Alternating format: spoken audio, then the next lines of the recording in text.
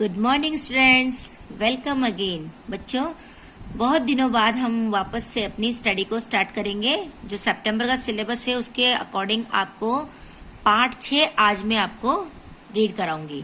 तो सभी बच्चे अपनी बुक्स खोलें और मेरे साथ में रीड करें। ओके बच्चों, तो पार्ट 6 है आपका कवि वाल्मीकि। कवि वाल्मीकि के बारे में आपने शायद सुना होगा। कवि वाल्मीकि कौन थे और उनके बारे में आपको पहले से आपने पढ़ रखा होगा या सुन रखा होगा। तो आज मैं आपको उन्हीं का एक जो पार्ट है वो मैं पढ़ाऊंगी।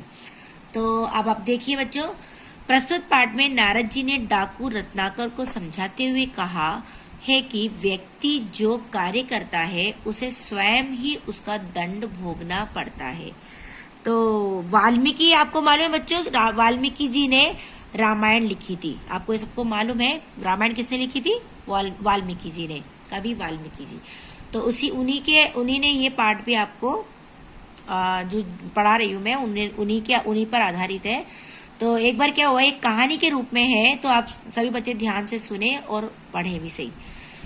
भयानक जंगल है, हाथों में धनुष बाण लेकर रत्नाकर डाकू वृक्ष की आड़ में खड़ा है। उसी समय नारायण नारायण कहते हुए नारद जी उधर से निकलते हैं। ये एक नाटकीय रूप से है कि मतलब लोग अपना अपना किरदार लिए हुए इसके अंदर अभिनय कर रहे हैं। तो अब देखिए, आपने जो रत्नाकर यानी डाकू है वो बोल रहे हैं, सामने आकर बोल रहे हैं, अरे कौन है? वहीं ठहर जा, जानता है ये वन मेरा है, मैं यहाँ का राजा हूँ। तेरे पास जो कुछ हो मेरे हवाले कर दे, नहीं तो अभी तेरे प्राण ले लेता हूँ। अब इतने में नारद जी बोलते हैं, नारद जी नारायण नारायण करते हुए आते हैं तो बोलते हैं, अरे भाई, मैं तो एक साधु हूँ, ऋषि हूँ, मेरे पास है ही क्या? ये 2 कपड़े हैं और वीणा है, इसे लेकर तू क्या करेगा? तभी रत्नाकर जो डाकू है वो बोलता है, ओ आज कैसा दिन है, अभी तक कोई अच्छा माल हाथ नहीं लगा है। तब नारद जी बोलते हैं, डाकू भाई, एक बात मैं तुमसे पूछना चाहता हूँ कि तुम ये लूटपाट क्यों करते हो? तब रत्नाकर जो डाकू है वो बोलता है, अरे भोले ऋषि, क्या तुम जानते नहीं कि मेरा बहुत बड़ा परिवार है? यदि मैं लूटपाट करके धन इकट्ठा ना करूं तो मैं अपने माता पिता, पत्नी और बच्चों को क्या खिलाऊंगा?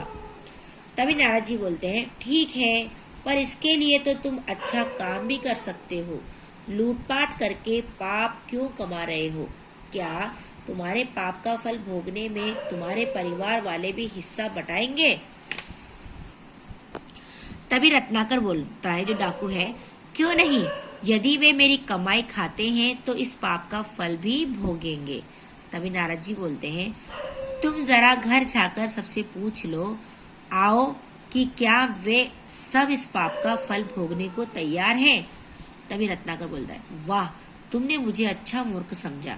उधर मैं घर पूछने जाऊं, इधर तुम 9-2-11 हो जाओ। वाह। नारद जी बोलते हैं, नहीं भाई, अगर तुम्हें विश्वास ना हो तो तुम मुझे इस वृक्ष से बांधो और घर जाकर सबसे पूछाओ। अब देखो आगे, रत्नाकर नारद जी को वृक्ष से बांधता है और अपने घर की ओर जाता है। कुछ समय बाद वो गर्दन लटकाए आता है। तभी नारद जी बोलते हैं, क्यों भाई, पूछ आए सबसे, क्या जवाब दिया सबने? तब रत्नाकर डाकू बोलता रोते हुए, महाराज, मेरा कोई भी संबंधी इस पाप का फल भोगने को तैयार नहीं है। सब यही कहते हैं कि हमारा पालन पोषण करना तुम्हारा कर्तव्य है। हम कब कहते हैं कि तुम बुरा काम करके धन इकट्ठा करो? ऋषिवर, मैं महान पापी हूँ, मेरा उद्धार कीजिए। मैंने इस जिंदगी में बड़े बड़े पाप किए हैं, लोगों का धन छीना, उन्हें सताया, उनके प्राण लिए, मेरा उद्धार कैसे होगा? तब नारद जी बोलते हैं, प्रिय रत्नाकर, इस प्रायश्चित से तुम्हारे मन का मेल दूर हो गया है। तुम भगवान राम का भजन करो, जिससे तुम्हारा उद्धार होगा। बोलो राम राम राम। रत्नाकर बोलता है, मरा मरा मरा। रत्नाकर आंखें बंद करके बैठ जाता है।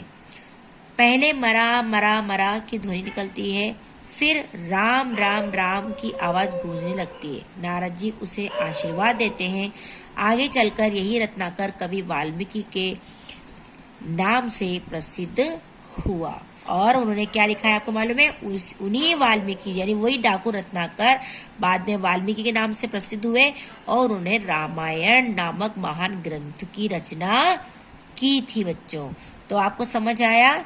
इस तरह से एक डाकू भी एक अच्छा आदमी बन गया। तो इस पाठ से हमें क्या शिक्षा मिलती है बच्चों?